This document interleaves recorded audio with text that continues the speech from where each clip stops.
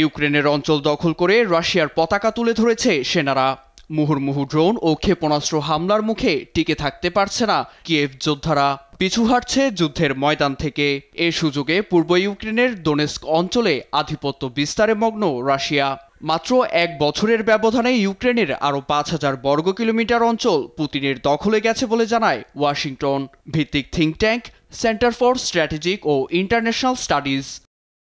বিশ্বমানের Thermex rod, Salam steel Thermex, দেশের একমাত্র থার্মিক্স রড।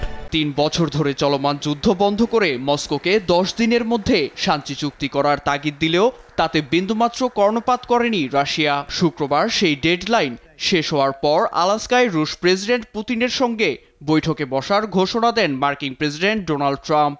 হোয়াইট হাউসে তিনি বলেন, শান্তি প্রতিষ্ঠার লক্ষ্যে ইউক্রেন রাশিয়াকে ছেড়ে দিতে হবে কিছু অঞ্চল।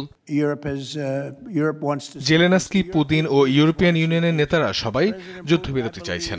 আলোচনার পর জেলেনস্কিকে একটা স্বাক্ষর করার প্রস্তুতি নিতে হবে। আশা করছি সে প্রস্তুত।